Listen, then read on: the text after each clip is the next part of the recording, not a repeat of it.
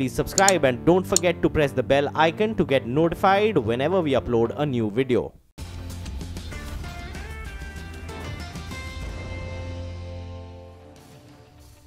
Welcome back. Well, the market is quite good today. The Bank Nifty is doing the best, of course, but because IT is down, the Nifty is slightly underperforming today. I say slightly because it's still up about 0.5%, but compared to the Bank Nifty, which is up about 0.7%. The mid-cap index is also up about 0.3%. Ashwini Gujral is back with us. In a bit, Prakash Gaba will also join us. Ashwini, your thoughts on the first hour so far? We had a decent hour. You reckon this could go on from here? Is the trade still to buy?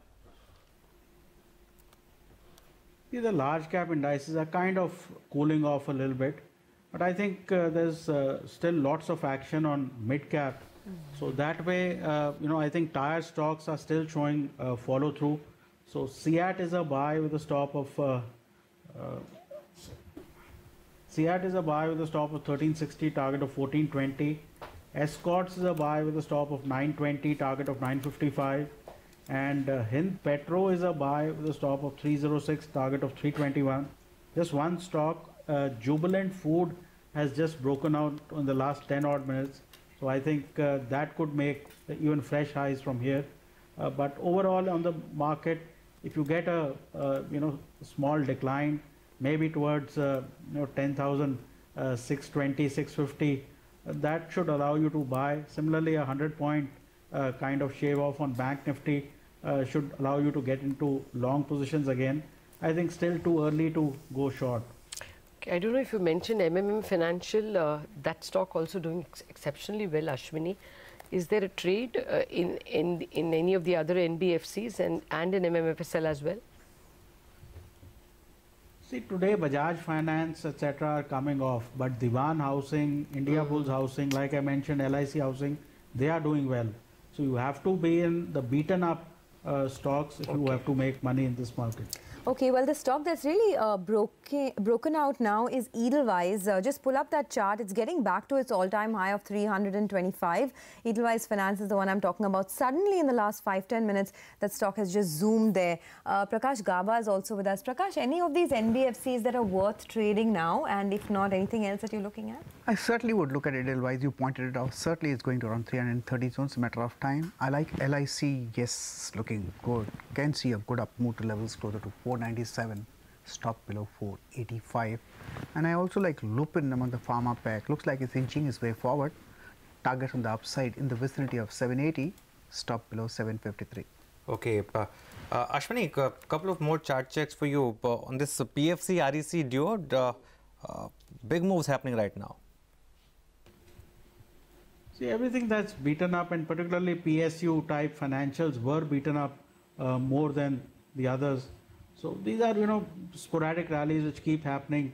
I don't think there's going to be much that's going to come out of these. Okay. Well, I don't know, this stock, Welspun Enterprises, if I'm not mistaken, there was an order of some NHAI order that they have won. Definitely there was an announcement to the exchange. That stock also has climbed suddenly up by about 4%. Talking of orders, L&T has won a big order, 5,700 crore, L&T Construction. So that's an announcement just made on the exchanges. Okay, well, gentlemen, thanks for joining us and taking us through all the technical calls. But let's now talk about some fundamentals, because we've had some good earnings from some of these forgings companies. Ramkrishna, the stock is weak today, maybe profit taking there, but the company has reported very good numbers, very strong numbers this time. Revenues have soared 57%, 41% tonnage growth, margins too have risen 430 basis points year on year. Naresh Jalan, the MD of Ramkrishna Forgings, joins us on the phone line to talk about that. Mr. Jalan, good morning and thanks for joining us. For the full year as well, it's been a really strong performance, and you did mention in your investor presentation that things could continue to improve, especially in the North America truck market. Can you tell us whether this kind of performance you've seen in FY18 is sustainable in FY19 as well? Good morning, Sonia. I think we are inbound for growth for next 2 years probably. I think Class 8 trucks as well as domestic market both are doing very well, and we will continue to ride this upside for this year, FY19. Okay. Any idea, I mean, going by the order book you have or by the manner in which you're seeing your user industries grow, Will you be able to give us an idea of what kind of volume growth you can do? We expect and intend to grow around 20% on the volumes this year. Okay. And what might that translate? Will you be able to push up realizations as well? How much may the revenue do? Similarly, Lata, I think revenues also should grow by 20 to 25% this year. Okay, so 20% volume growth is what you're looking at and 20 to 25% revenue growth. But the tonnage growth was very strong this time, more than 40%. Was it just a one-off because, you know, you're at the peak of the upcycle, or do you think that this tonnage growth can sustain? No, tonnage growth year on year was 40%, but Yeah. if you see quarter on quarter, it was 10%. And we, I think, continue to grow this same tonnage which last quarter for the entire year of this season. Okay, I also wanted to ask you about your plan to de-risk your business, you know, this the commercial vehicle cyclicality by increasing your focus in the non-automotive segment, so railway, oil and gas, etc. What kind of order book are you sitting at in those pockets, and what kind of growth do you see? Last year, we have done close to around 2% of our revenues from oil and gas and 5% from railways. I think this year we will double both of them. I think we are intending to do close to 4 to 5% from oil and gas from our total revenue this year, and railways to go up to 10%. What's your capacity utilization? It's close to 70%. Okay, would you need to expand it? No, I think this year we don't need to expand it. But next year, probably, yes, we will require an expansion to be done. Okay. Since you have been increasing your share of business with the likes of Ashok Leyland, etc., just trying to understand whether there is more margin expansion on the cards as some of these bigger players come on board? I think not because of addition of customers, but basically due to increasing our capacity utilization. I think margins we expect the margins to be on the upper trajectory. So how much capacity utilization you think you may achieve this year? Will it push towards 90? This year it should be above 85%. Okay. Okay. And is it just, you were planning to enter into the Class 5 truck segment as well, right? What's the latest on that? We have already entered the Class Okay. 5 truck segment, and basically we have supplied samples and PPAP lots. I think it will take another 6 months to 8 months time when we are able to see the fruits of the supplies from there. Okay, Mr. Jalan, thank you so much for stopping by and speaking to us. That's Ramkrishna Forgings' very strong guidance actually. For the next 2 years, they say that things will continue to be on a strong wicket, and 20% volume growth is what they're looking at for FY19. The improvement in operational leverage. I mean, look at the amount of margin improvement you can have when you're working 70% capacity and you're working to 85% capacity. But I guess then there'll be capacity expansion costs as well.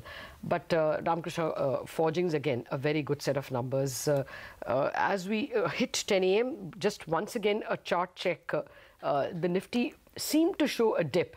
And once again, there has been some strong buying that has re-emerged, and the Nifty continues to gain beyond that 10,650 mark. The Nifty chart should come up for you. So even the minor dip that you got has gotten bought, and likewise for the Nifty Bank. It gave you a minor dip about 15 minutes back, and that's gotten bought quite strongly. We are seeing all the indices at practically the highest levels of the morning, highest in the past 1 hour. The market will now turn its gaze to the big boy who's going to announce earnings later today, Larsen & Toubro. Ahead of its number, it's also announced a big order win. Anisha's here with us. Anisha, I guess in this case, you're going to look at both the numbers and the order announcements. Well, yes, it is the end of the year, and that's why the order inflows are really important for the company. But, you know, even if they miss their guidance of flat order inflow year on year, it won't be taken too badly by the street, because in the last 15-20 days itself, we have seen order inflows worth around 20,000 odd crores. So the street will give them a leeway, thinking that they have just slipped the order inflows in Q1. But talking about the numbers, first up, the revenue growth of around 13%. Margins are expected to expand a bit by 70 basis points, and profit we are seeing flat year on year, because remember last year the tax was really low, as well as they had an exceptional figure. This time that is not expected, and the tax is expected to normalize, hence we are looking at a flat profit growth. Now the other key important thing to watch out for is the infrastructure segment of the company. If a double-digit growth comes on it, that will be taken very well by the street. Otherwise, we're expecting a 8 to 10% growth there. The other important thing, as I mentioned, is the order inflow. Now to meet the guidance, they need to get an order inflow of around 40,000 odd crores. They have already reported reported 35,000 to the exchanges. So 40,000 crores meeting the expectation there would not be too difficult. In order of revenue guidance, well, they need to come up with a number of around 44,000 odd crores. But more importantly, the street would watch out for the guidance for FY19. Now, I was talking to a few analysts and they said that if they get a double-digit growth guidance, both in terms of inflows and revenue, they will be taking it quite positively. Other than that, a lot of focus for L&T has shifted from P&L to balance sheet because their cash flow and working capital remains very important. Last time, the working capital had deteriorated a bit, so we need to watch out for that. And of course, the management commentary remains really important. Back to you. Okay, thanks a lot. So strong order inflow. I mean, the stock has done quite well actually over the last couple of months. In fact, if you pull up a one-year chart, you'll see it's moved from around 1100 now almost at 1400 rupees. But from Anisha to Manisha, let's find out what's happening in the commodity space this morning. Manisha, big moves on crude. Oh, well, absolutely. A deep cut coming in for that one, and 2.5% down now for the crude varieties in the global markets. And that's exactly how the Indian crude oil prices have opened too. Almost 3% down for the Indian prices. And we're just about holding around that 4470 mark there. Well, plenty has been happening on that one in last 3 or 4 sessions. It actually has been a 6% of a cut in crude oil prices in last 3 trading sessions itself. And that's because you have the OPEC and the Russia talking about increasing supplies by 1 million barrels per day in the global markets. You also have the US output continue to increase. We have seen the rig count increase by 15 in the last 1 week itself. And the most important thing is, as we have been telling you, that it is the data that indicates that the longs have been cutting. Money managers, hedge funds have been taking profit as the crude oil prices have been going higher. It is around that $75, $74 per barrel mark where you will see longs accumulating yet again, are the indications that we have seen yet again coming in from that data. But the gold and silver prices, well, it has been a very choppy last week, one for them as well. And while we have seen some gain come in for the silver prices, not so much for gold. So while gold prices have dipped back below $1,300 per ounce, the silver prices were actually holding quite firm in the international markets. It is about the Indian rupee as well, those calculations, and it is a slew of profit taking that you have seen come in for these metals as well. For the base metal prices also, while we have seen the steel prices trade at a 1-week highs, and that is because the steel company profits in China has gained at the fastest pace in last 6 months. The other non-ferrous metals actually haven't seen that strength continue into that one. So profit taking across board is where you have seen come in that.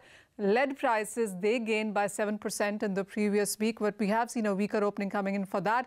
It is only because of the steel prices gaining, and nickel, because is 70% ingredient for steel, you have seen a bit of a positive come in for that one.